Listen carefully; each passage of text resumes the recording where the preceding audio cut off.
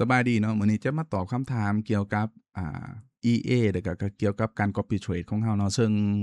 มีได้หลายท่านสนใจมาแล้วก็มีคำถามมาหลายๆคนเนาะแต่ว่าได้ตอบไปแล้วเนาะแต่ว่าอยากเฮ็ดวิดีโอตอบสำหรับใครที่สนใจแล้วก็อยากรู้เกี่ยวกับ EA เช่นกันเนาะอย่างแรกเนาะก็คือเพิ่นถามว่าเป็นหยังความเสี่ยงคือสูงแท้อยู่บัดนี้เนาะจะเข้ามา Copy ได้เห็นความเสี่ยงสูงแล้วไปเลยเนาะโอเคความเสี่ยงสูงบ่นี้เนาะมันเกิดขึ้นจากตอนที่ข้าพเจ้ารันทำอิฐเนาะอันที่จริงพอร์ตนี่มันเดิมรันตั้งแต่อ่าต้นปลายปี2025เนาะซึ่งเป็นช่วงที่ตลาดค่อนข้างโหดเนาะโหดกว่าทุกมื้อนี้อีกเนาะช่วงปลายปี2025หาต้นปี2026ช่วงนี้เนาะซึ่งข้าพเจ้าใช้ต้นทุนเพียงแต่$2,000เนาะ$2,000แล้วก็มันค่อนข้างถูกลากก็ไปประมาณ1,000กว่าเหรียญเนาะซึ่งก็เป็นประมาณ60-70%ของพอร์ตเนาะซึ่งก็ถือว่ามันก็ตีว่าเป็นความเสี่ยงสูงเนาะดังนั้นข้าพเจ้าจึงว่าถ้า Copy Trade ให้ใส่ทุนประมาณ$3,000เนาะ3,000หรือกว่าเนาะซึ่งถ้าผู้ที่ติดตามพอร์ตมาสเตอร์หรือว่าพอร์ตที่ข้าพเจ้ารันเนาะติดตามแบบInvestor Password เนาะก็จะรู้ว่าสุดท้ายแล้วมันรันมันลากไปเบิดเกณฑ์ก็อ่า1,500เนาะบ่ฮอด1,500 1,600เนาะบ่ฮอด$2,000เนาะ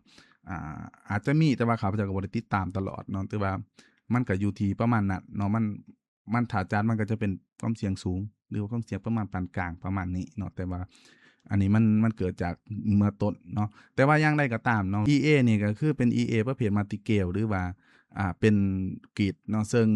อยากบ่อยากความเสี่ยงจะสูงอยู่แล้วเนาะสูงแรงอยู่แล้วเนาะต่อให้อยู่บนนี้มันเป็นความเสี่ยงต่ำมันก็ถ้ามันเจอช่วงตลาดที่มันหนักๆมันก็จะล้างพอร์ตไปได้เนาะอันนี้บ่แม่นปัญหาเลยก็สำหรับ EA ตัวนี้เนาะเพราะว่าคันเราปรับให้มันความเสี่ยงต่ำแต่ว่าณสุดท้ายแล้วถ้าเจอตลาดช่วงนี้เราก็บ่มีทุนหรือว่าเราบ่มีเงินมาคัฟเวอร์มันได้เนาะฉะนั้นถ้าเราใส่ความเสี่ยงสูงเราก็มีเงินพอที่จะมาคัฟเวอร์มันเนาะอันนี้ก็เป็นเรื่องของ EA เนาะคำถามตัวที่2ก็คือสามารถไต่ทุนต่ำกว่า 3,000 ได้บ่กรณี Copy Trade เนาะอ่าถ้าเป็นกรณี Copy Trade เนาะสามารถใส่ทุนต่ำกว่าบ่อันที่จริงมันสามารถใส่ได้เนาะต่ำกว่าก็ใส่ได้แต่ว่าความปลอดภัยมันจะบ่มีเนาะถ้าท่านติดตามมันมาระยะหนึ่งแล้วเนาะแล้วก็เห็นว่าช่วงธรรมดาช่วงเวลาจังซี้นี่มันอ่าเบิดเกงติดลบก็บ่ฮอด1,000แล้วมั้งเนาะหรือบ่ฮอด1,000แล้วมั้งใส่ทุนเข้าไปประมาณสัก2,000น่าจะโอเคเนาะก็พยายามหาช่วงที่มันหนักๆจังซี้ก็ปิดก๊อบปี้ปิดหยังไปแล้วค่อยมารันในช่วงปกติแล้วก็ต้องรับความเสี่ยงหลายเนาะต้องรับความเสี่ยงหลายเนาะถ้าเราเลือกที่จะเฮ็ดแบบนั้นได้อันนั้นก็หลายเนาะอันนี้กรณี Copy Trade ถ้ากรณีเอาไปรันเองเนาะถ้ากรณีเอา EA ไปรันเองก็คือสามารถปรับได้อยู่แล้วนอกจากตั้งแต่1,000 500ขึ้นไปจนฮอด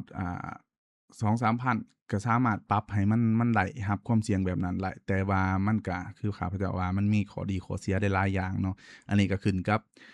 เราจะไปปรับ setting แบบใดให้มันเข้ากับเรากับเข้ากับทุนของเราซึ่งมันมีหลาย parameter ของ EA ตัวนี้เนาะเราสามารถปรับหลายๆแบบหลายสไตล์แรงข้อที่3เนาะก็คือขายบ่หรือว่าให้เซา EA ตัวนี้เนาะ อันที่จริงข้าพเจ้าบ่มีจุดประสงค์ในการเฮ็ด EA ขึ้นมาขายแล้วก็บ่ได้ให้เซาหรือว่าอิหยังประมาณพวกนี้เพราะว่าเรารู้ว่าเครื่องมือของเรามันอาจจะมีคุณค่ากับเราแต่ว่า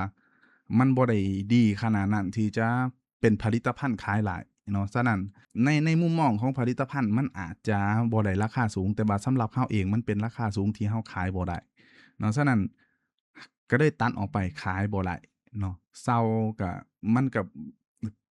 คล้ายๆกับขายแหละแต่ว่าเราก็มีวิธีใช้เนาะเอาไปให้ใช้ได้เนาะแต่ว่ามันต้องอยู่ในเงื่อนไขที่เราตกลงกันได้ต่างคนต่างได้รับผลประโยชน์เนาะแล้วก็มันชอบที่สุดเนาะอ่าก็คือมีทางออกก็คือว่าเราเอาไปรันถ้าว่าได้กำไรเราปันกันแบบนี้ก็ได้หรือว่าเราสิไปรันแบบในไอ้ระบบ IB เนาะให้เราเอารีเบตจะไปเอากำไรจังซี้แบบนี้ก็ได้เนาะ หรือว่าจะแปลงแบบเป็นคล้ายๆกับ Copy Trade นี่แหละ10% 20%อร์เซ็นต์20%อันนี้ก็หลายคือกันมันดีบนใดบนว่าเฮา จะบ่ได้จ่ายเงินก่อนหน้านี้โดยที่เราบ่ได้ใช้ประโยชน์จังซี้ถ้าเราซื้อไปเราเอามาใช้พอร์ตแตก1เทื่อ2เทื่อแล้วเราก็รู้สึกว่าเรา fail แล้วเราก็เสียเงินซื้อไปซื่อๆคันเราเซาคันเราบ่ได้รันแล้วเนาะเรารู้สึกว่าเราบ่ได้รันแล้วมันก็เสียเงินไปซื่อๆคือกันเนาะถ้าเป็นกรณีนี้ก็คือเมื่อเราเฮ็ดได้ผลผลิตมาเราก็ปันกันถ้าเราบ่ได้ใช้เราก็ปล่อยไปหั้นถ้าเราอยากใช้ช่วงไหลเราก็เอามาใช้ไหลมาก็ปันกันเนาะมันบ่ได้หลายเลยตามที่ข้าพเจ้าคิดว่าเนาะ ไผสิเอาไปใส่กันอยู่ในกรณีนั้นข้อต่อไปก็คืออยากเอาไปลอง back test หรือว่าอยากเอาไปลองทดสอบนั่นนี่เอาไปรันเองหยังนั่นนี่ไปหาอ่าsetting หรือว่าไปหาแนวทางของตัวเองไปพัฒนาได้เนาะซึ่งเราก็ลงลิงก์ให้ดาวน์โหลดเอาไปลอง back test อยู่แล้วเนาะปกติเนาะก็ประมาณนั้นเนาะสำหรับ EA Rocket EA เนาะแล้วก็ระบบการ copy trade เนาะไผที่สนใจ copy trade ก็สามารถ copy trade ได้เนาะแล้วก็ไผอยากลองเอา EA ไปรันแต่ก็ไปลองหา back test หาข้อมูลเบิ่งก็สามารถเฮ็ดได้เนาะก็ไผมีคำถามสามารถคอมเมนต์ได้แล้วก็ฝากกดติดตามช่องแล้วก็